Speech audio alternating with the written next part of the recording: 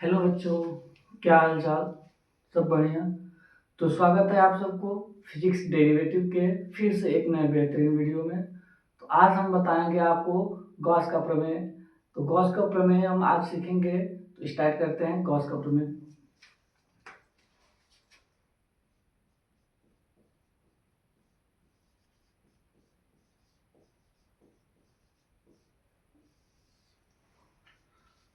देखिए गॉस का प्रमेय क्या होता है।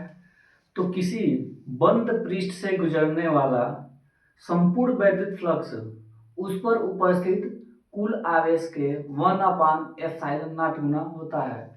किसी संपूर्ण पृष्ठ से गुजरने वाला किसी बंद पृष्ठ से गुजरने वाला संपूर्ण वैद्युत फ्लक्स उस पर उपस्थित कुल आवेश के 1/ε0 गुना होता है।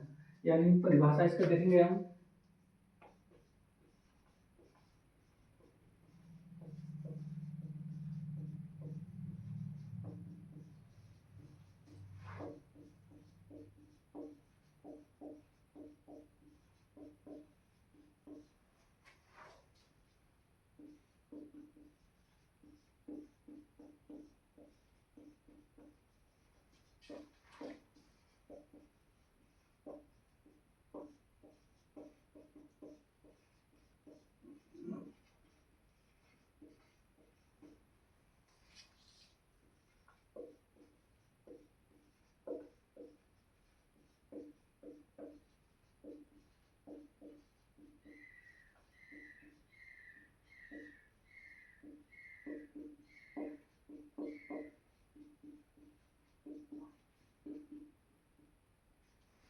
देखिए किसी बंद पृष्ठ से गुजरने वाला संपूर्ण वैद्युत फ्लक्स उस पर उपस्थित आवेश के 1/ε0 गुना होता है।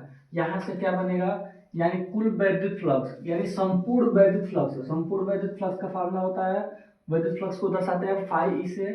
फाई ई इक्वल टू हो जाएगा उस पर उपस्थित आवेश, कुल आवेश यानी क्यू का गुना 1/ε0। यानी यहाँ से फार्मूला बनेगा phi equal to Q upon में ε0। इसको हमको डिराइव करके लाना है, इस फार्मूले को डिराइव करना है। तो इसके लिए हम पूरा डिटेल में समझते हैं, आगे बढ़ते हैं। तो देखिए सबसे पहले क्या करते हैं।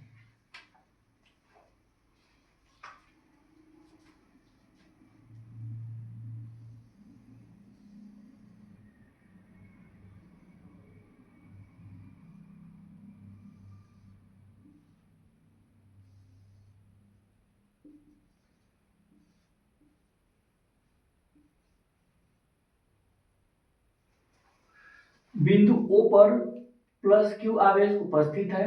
अब हमको इस छोटे से पृष्ठ का क्षेत्रफल निकाल लेते हैं। छोटे से पृष्ठ का अगर क्षेत्रफल पर हम विद्युत फ्लक्स निकाल लेते हैं तो पूरे संपूर्ण पृष्ठ पर हम विद्युत फ्लक्स निकाल लेंगे उसका समाकलन करके। तो यहाँ पे हम इसका मान लेंगे क्षेत्रफल क्या है, डी ए है। संपूर्ण पृष्ठ का क्षेत्रफल डी ए हो जाएगा। विद्युत क्षेत्र की तीव्रता ये हो जाएगी वेक्टर ई, और इसके साथ मान लेंगे कि थीटा बना रहा है ये डी ए कॉस थीटा। तो यहाँ से ये पता चला हमको। अब आगे देखते हैं, जैसे डी ओमेगा बराबर होता है बिंदु ओ पर प्लस क्यू आवेश के कारण बिंदु ओ पर वैद्युत क्षेत्र की तीव्रता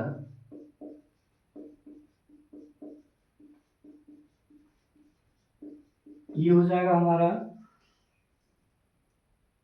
E equal to 1/4πε0 Q upon में आर स्क्वायर। ये हो जाएगा हमारा बिंदु O पर वैद्युत क्षेत्र की तीव्रता प्लस क्यू आवेश के कारण। अब हम देखेंगे इस पर आंतरिक घन कोण क्या होगा। तो बिंदु O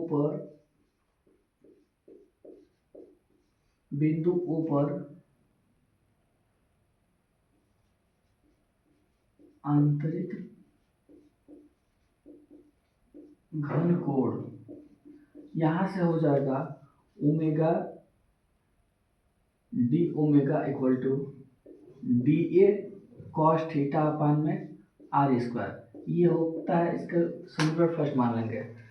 बिंदु ओ पर आंतरिक घन कोण हमारा हो जाएगा D omega equal to D A cos theta upon R square, ये एक फार्मूला होता है।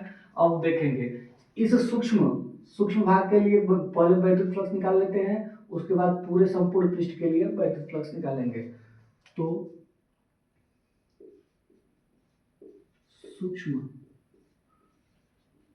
भाग के लिए वैद्युत फ्लक्स,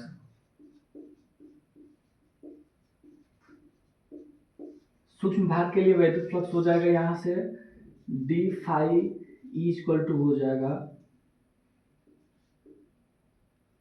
ई डॉट डी ए।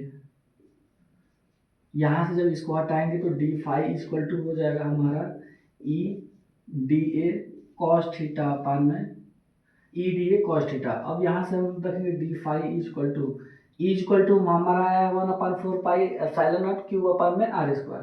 तो यहाँ पे इसकी वैल्यू रखेंगे तो ये हो जाएगा 1/4 pi epsilon naught Q upon में R square D A cos theta. इसको हम लिखना चाहें तो लिख सकते हैं D phi equal to Q upon में 4 pi epsilon naught D A cos theta upon में आर स्क्वायर। अभी यहाँ से हमको पता चल रहा है D A cos theta upon में आर स्क्वायर किसके बराबर होता है, आंतरिक घन कोण होता है डी ओमेगा के बराबर। तो यहाँ से हम इसकी वैल्यू रखेंगे तो डी फाई इक्वल टू हो जाएगा क्यू अपान में 4 पाई एप्सिलॉन नॉट, ये हो जाएगा डी ओमेगा, क्योंकि डी ओमेगा बराबर होता है D A cos theta upon में आर स्क्वायर। अब इस सूक्ष्म भाग के लिए हमारा निकल गया। अब इस संपूर्ण पृष्ठ के लिए निकालने के लिए क्या कर देंगे, इसका समाकलन कर देंगे। इसका समाकलन होगा संपूर्ण पृष्ठ के लिए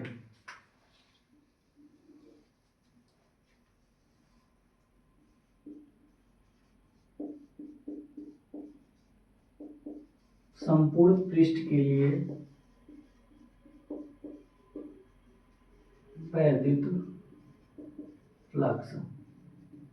तो यहां से हो जाएगा समाकलन of D phi equal to समाकलन ऑफ हो जाएगा क्यू अपान में 4 pi epsilon naught D omega. D phi equal to हो जाएगा,